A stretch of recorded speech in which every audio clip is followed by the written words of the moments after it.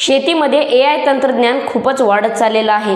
नमस्कार, मी तिरुपती लक्ष्मण जाधव, तिरुपती जाधव या आपल्या ऑफिशियल YouTube चॅनलमध्ये तुम्हा सर्वांचे स्वागत आहे। आजचा आपला महत्त्वपूर्ण विषय आहे तो म्हणजे शेतकऱ्याला AI तंत्रज्ञान म्हणजेच कृत्रिम बुद्धिमत्ता आर्टिफिशियल इंटेलिजन्स जे काही टेक्नॉलॉजी आहे ते परवडू शकेल का किंवा शेतकरी ते विकत घेऊ शकतील का। मित्र हो, काही दिवसापूर्वी AI तंत्रज्ञान आलेलं आहे। त्याच्या माध्यमातून यंत्रमानव म्हणजे रोबोटची निर्मिती झाली। आपण काही दिवसापूर्वी AI वर आधारित एक व्हिडिओ देखील बनवला होता, ज्यामध्ये AI ची आपण संपूर्ण माहिती दिली होती। AI म्हणजे आर्टिफिशियल इंटेलिजन्स नावाचं एक तंत्रज्ञान काही दिवसापूर्वी संपूर्ण विश्वामध्ये प्रसिद्ध झालेलं आहे, प्रकाशित झालेलं आहे। त्या AI च्या माध्यमातून आज अनेक कामं होत आहेत, जसे की एखाद्या हॉटेलमध्ये वेटर असतील किंवा एखाद्या हॉटेलचे मालक पर्यंतची कामं आज रोबोट सांभाळत आहे, म्हणजेच यंत्रमानव सांभाळत आहे। तर काही तंत्रज्ञानाच्या माध्यमातून असं विकसित झालेलं आहे किंवा असं म्हणण्यात आलेलं आहे की हेच AI आपण शेतीमध्ये देखील वापरून शेतकऱ्याची जे अवघड कामे आहेत ते आपण सहजरित्या करू शकतो।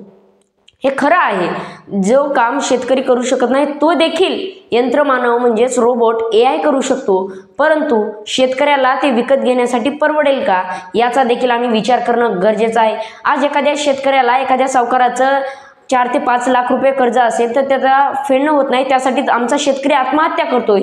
या शेतकऱ्याच्या डोक्यावर वाढलेलं कर्जाचं संकट पाहिलं तर शेतकरी कधीच AI तंत्रज्ञान विकत घेऊ शकत नाही आणि त्याचा वापर शेतीमध्ये करू शकत नाही। काही जर मोजके शेतकरी मोजले भारतातले तर ते AI तंत्रज्ञान भारतामध्ये विकसित करू शकतात, शेतीमध्ये वापरू शकतात, परंतु काही गोरगरीब शेतकरी आहेत त्या शेतकऱ्यांना ते परवडू शकणार नाही। AI तंत्रज्ञान खराब नाही, परंतु AI तंत्रज्ञानाची जी किंमत आहे ती किंमत आमच्या शेतकऱ्याला मोजणं होत नाही, हे तितकंच त्रिवार सत्य आहे। तर आमच्या शेतकऱ्यांनी यासाठी केलं काय पाहिजे, तर इथल्या सरकारने त्या AI तंत्रज्ञानाचे भाव, त्याची किंमत जरा कमी केली पाहिजे आणि शेतकऱ्याच्या शेतमालाला भाव दिलं पाहिजे, शेतकऱ्याची कर्जमाफी केली पाहिजे। त्याच्या माध्यमातून शेतकऱ्याजवळ जर सेव्हिंग झाली, पैशाची बचत झाली तर शेतकरी कदाचित AI तंत्रज्ञान आपल्या शेतीमध्ये विकसित करू शकतो, परंतु आज आपला शेतकरी कर्ज भरू शकत नाही म्हणून आत्महत्या करतोय। या परिस्थितीत तर AI तंत्रज्ञान शेतीमध्ये विकसित होऊ शकत नाही। AI तंत्रज्ञान शेतीमध्ये कशासाठी वापरू शकतो? एखाद्या पिकाची लागवड असेल तर आपण ती AI च्या माध्यमातून करू शकतो। जे आपण बैलाच्या माध्यमातून नांगरणीचं काम करतो ते देखील AI च्या माध्यमातून आपण काम करू शकतो।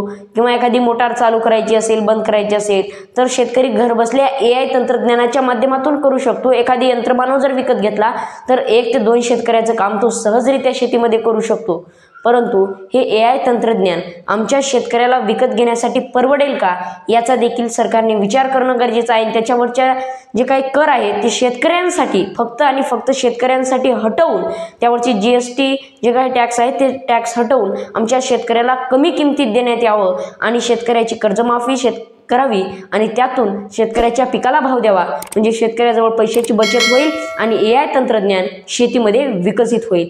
जय हिंद, जय महाराष्ट्र, धन्यवाद।